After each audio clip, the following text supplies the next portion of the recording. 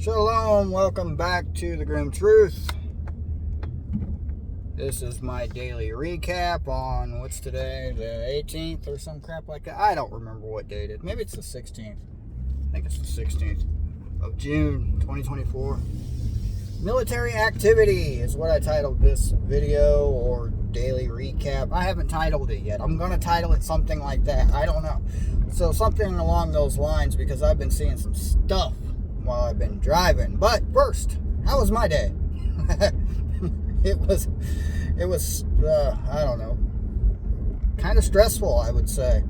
If you caught the short I posted, I think it was the second one, because I posted 3 of them today. If you caught the second one, it was dumping rain. Visibility was really low. I was getting onto the interstate through road construction, and that just made my day turn to not that bad, but not that great, but praise Yah, it was able to be done. And I was able to work. And I got about 10 and a half hours on the day, somewhere in there. But yeah, the rain made it stressful. It was not I don't have a physically exhausting job, but I do have a mentally exhausting job. So right now my brain's a bit foggy. I'm a bit exhausted mentally. This morning I started my day with a workout routine, which consisted of push-ups, pull-ups, leg ups, and all that kind of stuff. And yeah, I gotta get my little muscles. And anyway, I'm not physically exhausted, but I am mentally exhausted. So yeah, but praise Yah, because this sucks. Praise Yah. That's that. All right. All glory to the Father. Somebody made a comment about my garment. I don't know. They were trying to be rude, I think. I don't know. I wasn't paying that much attention. They said something about my mixed blend garment. I'm like, yeah, first off, I didn't buy this. Somebody gave it to me and made me wear it because it's a work shirt. Secondly, that's not what Torah says. Torah specifically says wool and linen. And it says that because of pagan rituals and ritualistic garments they would wear that were blended with wool and linen. And that's exactly what it says. Look it up for yourself if you don't believe me, because that's what it says. And I guarantee you, even though I didn't look to see what this shirt was made out of, I guarantee you there is no wool in it at all. I guarantee it, because I have things that are made of wool. They're not mixed with linen. And yeah, this is not one of them. There's no wool at all. And the jeans are denim. So there you go. Anyway, that being that, military activity. Yes, I've been seeing, I would say it's been 3 to 4 weeks now, 3 weeks to a month now. I've been seeing a lot of increased military activity around the Indianapolis area, and more specifically around the Indianapolis airport.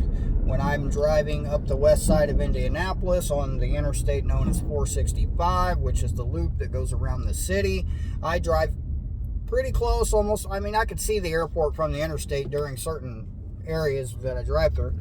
And military activity. Now, I've been seeing up Interstate 65, north and south through Indianapolis, around 465 through Indianapolis, a lot of military convoys. I'd say around a half a dozen in 3 weeks.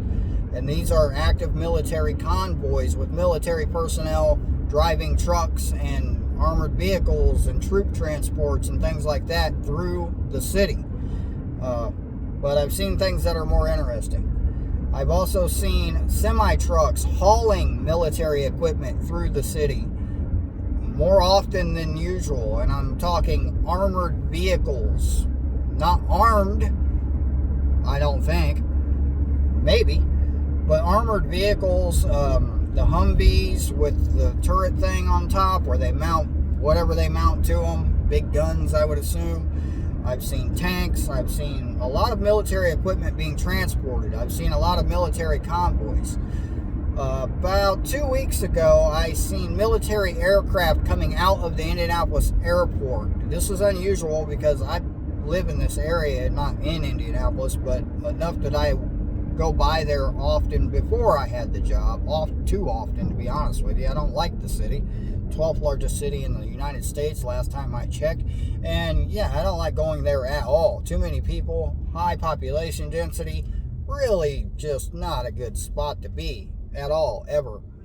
But that's not the point. Point is, military aircraft, fighter jet style aircraft coming out of the Indianapolis International Airport about 2 weeks ago. I seen 2 of them. I heard from guys that there were more, but that's hearsay because it's just people on CBs that I don't actually know. But I saw 2 of them personally. Today, I saw 2 military helicopters, the big ones that got the blades in the front and the back. I don't know what they're called. They got 2 sets of blades. They're big military helicopters. I seen those departing the Indianapolis International Airport today. That was about, what time is it? 4:35. That was around 2 p.m. today. So about 2 hours ago from the time of this recording. And that is unusual behavior in the city that I live near. I don't usually see that kind of thing. Now, there is a Army training base within 60 miles of my house, probably about 70 to 80 miles from the city, and it would be southeast, more south than east of the city of Indianapolis is where this base is. Judging from the direction those military aircraft were heading, they weren't going that way. Now, they might change course, divert, go that way. I don't know. I'm not tracking them. It's not my job to track military convoys and military activity. I just think it's odd that I'm seeing this amount of activity around what I believe is the 12th largest city in the United States. I mean, precursors to world wars or just wars in general, or are they just that paranoid from the 8 million some odd people they've let cross the southern border that Homeland Security, FBI, and other 3-letter organizations are saying there's possibilities of attacks on U.S. soil because of that particular thing of people coming across, undocumented, unregistered, unknowable people. You don't know what they are, who they are, what they're doing, or what they brought with them. Is it possible they could have brought the components to build something that is nuclear? Is that possible? I think so. Probably. Yeah, I think so. Are there sleeper cells in the United States of these people that are armed, trained, military-age people that are ready to pop off at a moment's notice? Yeah, I know for a fact there are, actually, because I had some contact with one of them.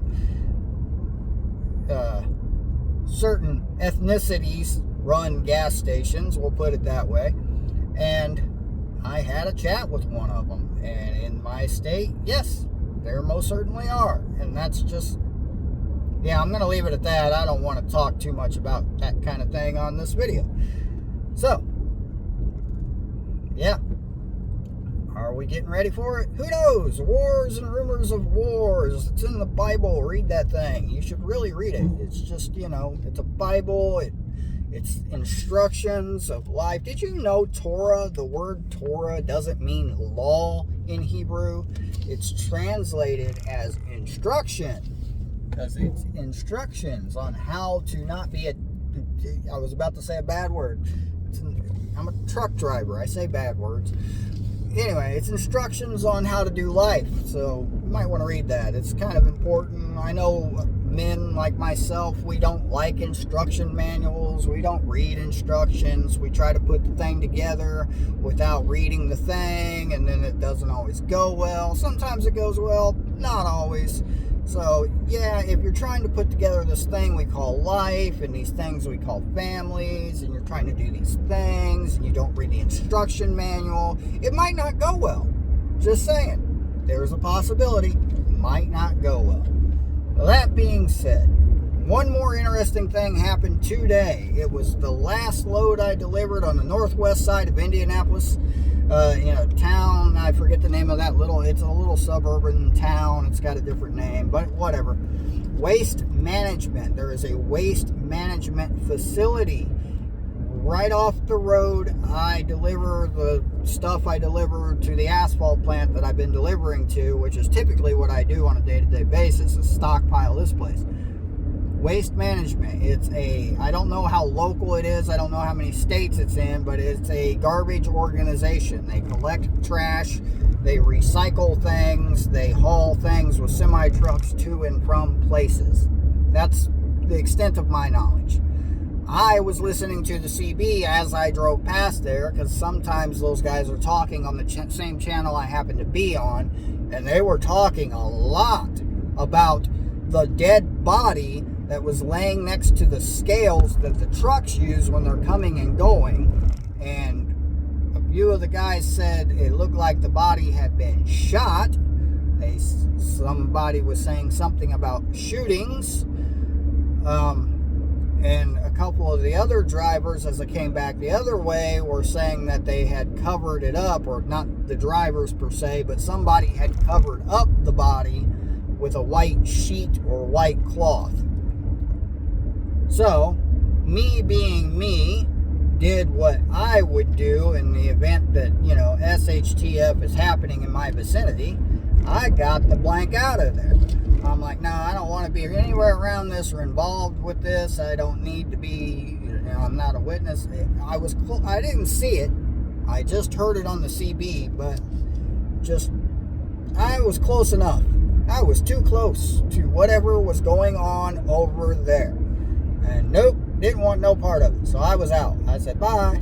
And I just continued about my day of driving trucks and hauling rock and stuff. So yeah, that's that. So that's how my day has gone. I posted 3 shorts today. The last one I thought was kind of funny, because every now and then I scroll through YouTube shorts and I see these ASMR videos, which is like some calming or relaxing thing, or some stimulating thing.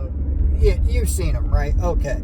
So I posted an ASMR video of me topping off the fuel tank in a dump truck, because why not? I thought it was funny.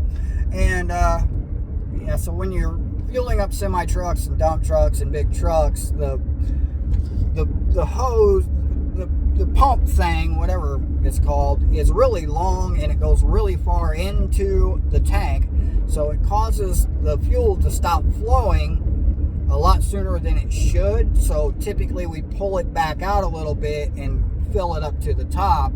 And that's what most drivers do. That's just what we do.